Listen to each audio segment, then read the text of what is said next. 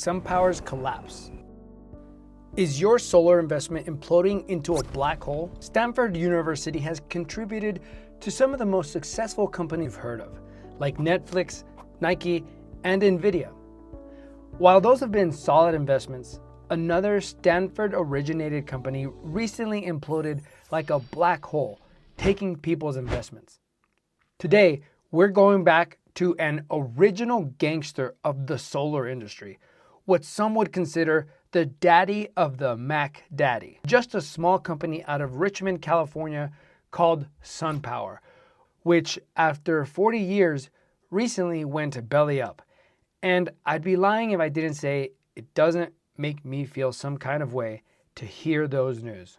First of all, to understand what happened to SunPower, you gotta understand the company SunPower was. In this video, I'll explain SunPower's rise and fall and what happens to homeowners if their panel manufacturer goes out of business. If you had invested $1,000 in SunPower at the lowest price 10 years ago, you'd have $12 today.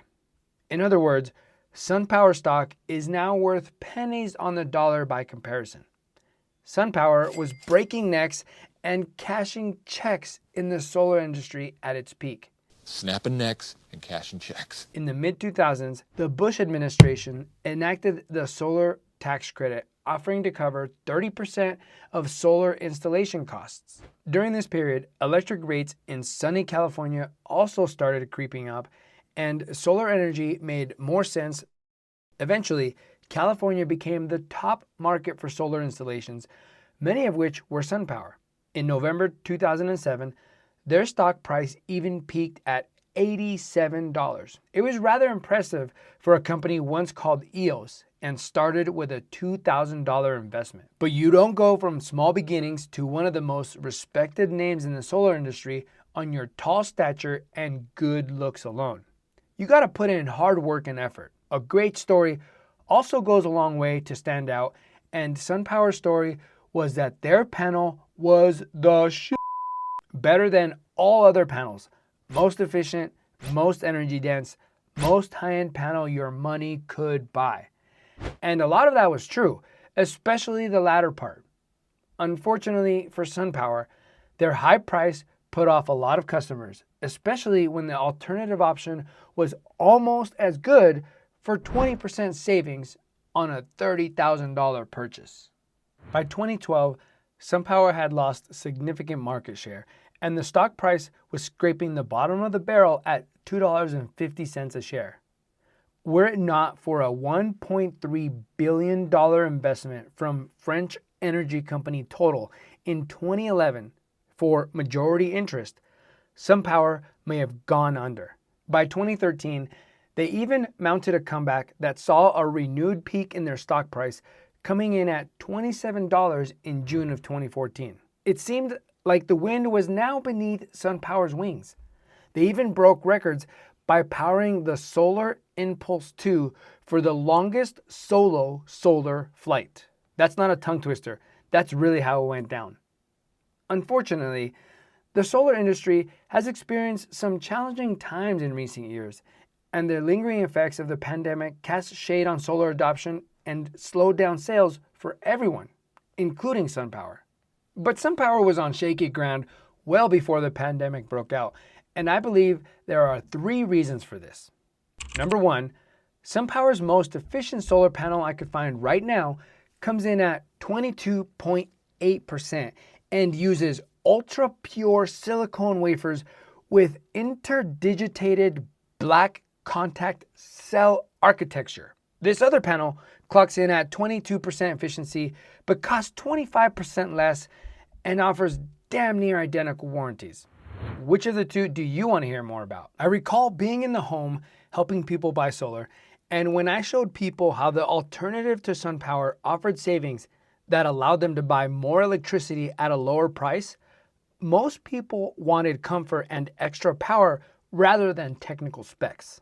As a result, more affordable panels picked up in sales, and between 2010 and 2014, the competition was eating SunPower's lunch.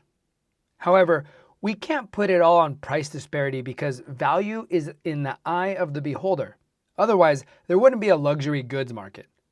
Around this time, I also got a superficial look at SunPower culture, and I took notice of some things which I attribute as reason number 2 for their demise. Bear in mind, I was but a foot soldier in the grand scheme of things, but here's what I witnessed.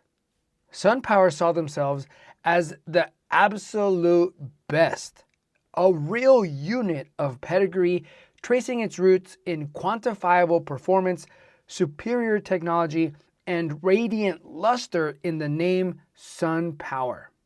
No doubt they made a top-notch product because as their market share started dipping, they went harder on their core value proposition of our panel is the best because of our technology and warranty. It was very prevalent in the high-dollar training of salespeople to hammer ad nauseum the technological superiority of their product, warranty, and reputation. After all, SunPower was installed on the White House, they said.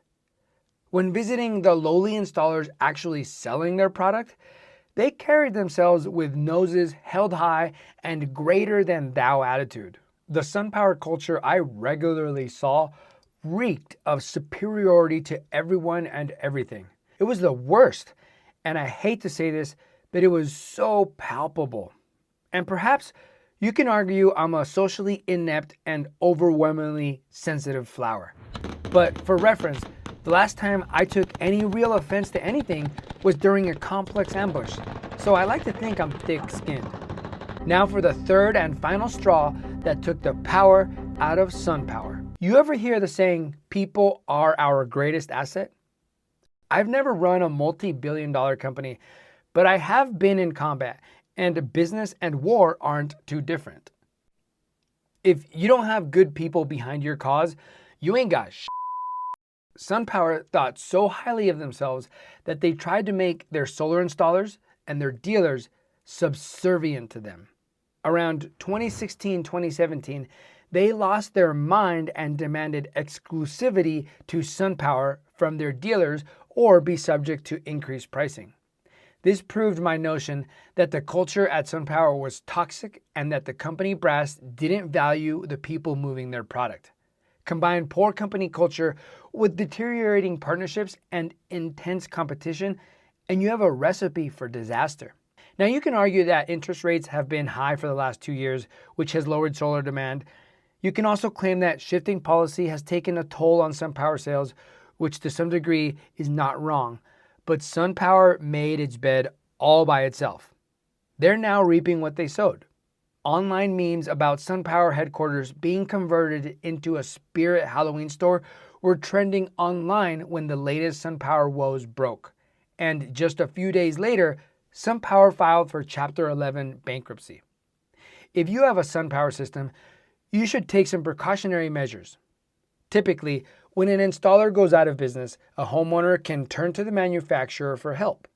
But SunPower was the manufacturer before 2020 when they split into a sales-only company with the SunPower name and a panel manufacturer named Maxeon. Now, who knows what happens with your warranty? If you installed a SunPower system before the Maxeon split, you may be out of luck since Maxeon may point to the fact that they are a whole other company now. What can you do while all this is still up in the air?